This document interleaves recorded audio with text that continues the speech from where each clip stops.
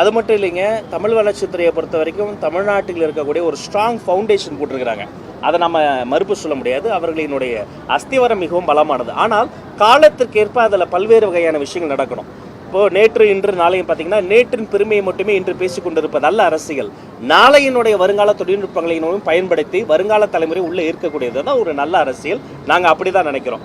கிட்டத்தட்ட 2 ஆண்டுகளாக பல்வேறு விருதுகள் வழங்கப்படாமல் இருக்குது தமிழ் வளர்ச்சித்துறையில். முதல் வேலையாக எத்தனை சீக்கிரமாக முடியுமோ மாண்புமிகு முதல்வர் அவர்களினோடு கலந்தாலோசித்து பெண்டிங்கில் இருக்கக்கூடிய தராமல் இருக்கக்கூடிய அனைத்து தமிழ் வளர்ச்சித்துறை மாநில மாவட்ட விருதுகளும் உடனடியாக வழங்கப்படுவதற்காக ஆவணம் செய்யப்படும் என்பதை உங்கள் மூலமாக மகிழ்ச்சியோடு தெரிவித்துக் கொள்கிறேன். தனியார் பள்ளி கட்டணங்கள் தொடர்ச்சி அதிகரிச்சுட்டே இருக்கு. அதை நீங்க கண்காணிக்கணும்னு சொன்னீங்க. ஆனா இன்னும் தனியார் பள்ளிக்கூடங்களை பொறுத்த வரைக்கும் நான் ஒன்று சொல்லிக்கிறேன். பள்ளிக்கூடம் நடத்துவது சிரமம் தான், அது அரசாங்கமாக இருந்தாலும் தனியாராக இருந்தாலும். ஆனால் நான் என்ன சொல்கிறேன், இதற்கு முன்னாடி கடந்த காலங்களில் யாரோ ஒரு தேர்ட் பார்ட்டி நிறைய இந்த அரசியல் புரோக்கர்கள் மூலமாக இந்த ரெனவலுக்கு, இந்த என்ஓசிக்கு, இந்த லைசன்ஸுக்கெல்லாம் தெரிந்தோ தெரியாமையோ லஞ்ச லாவணியை யாருக்கோ காசு கொடுத்தா அவங்களுக்கு நிறைய லீக்கேஜ் இருந்திருக்கும். இனி அது கிடையாது. நீங்கள் யாருக்கும் எதற்காகவும் நீங்கள் காசு கொடுக்க வேண்டாம், ₹1 கொடுக்க வேண்டாம். பதிலுக்கு ஒன்று பண்ண என்ன தெரியுமா, நீங்கள் எவ்வளோ ஃபீஸ் வாங்குறீங்கிறத டிரான்ஸ்பரண்ட்டாக போடுங்க.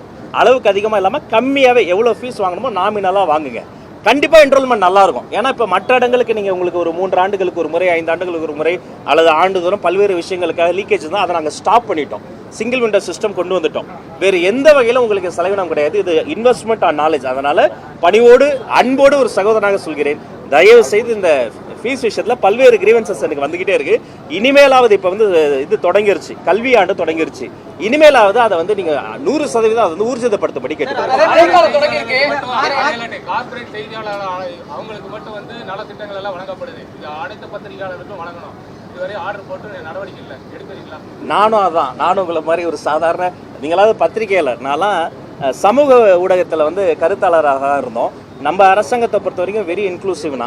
2வது, எந்த வகையிலும் பொலிட்டிக்கல் இன்டர்வென்ஷனும் சார்பு தன்மை எடுக்க மாட்டோம். இவர் தெரிந்தவருங்கிறதுக்காக அவருக்கு அக்ரிடேஷன், இவர் தெரியாதவங்கிறதுக்காக அவர் அக்ரிடேஷன் அப்படி இல்லைங்க. யாருக்கு எவ்வளோ அக்ரிடேஷன், ஒரு சேனலுக்கு இத்தனை ப்ரெஸ் கார்டு, இத்தனை அக்ரிடேஷனாக அது முறைப்படுத்தப்படும், அது செயல்படுத்தப்படும். அப்புறம் நிறைய பத்திரிகையாளர்களுக்கு அந்த வீட்டு மனை பட்டா கூட இப்போ கூட நாங்கள் இன்றைக்கி மாலை என்னுடைய அன்பு சகோதரர் நம்முடைய நோடல் மினிஸ்டர் அவர்களோடு பிற்படுத்தப்பட்ட அமைச்சரோடு பேசிக்கொண்டிருந்தேன். அது எல்லாமே ப்ராசஸ் நடந்துட்டு இருக்கு. ஒரு நல்ல நாளில் நல்ல செய்தி உங்களை நாடி வரும், தேடி வரும்.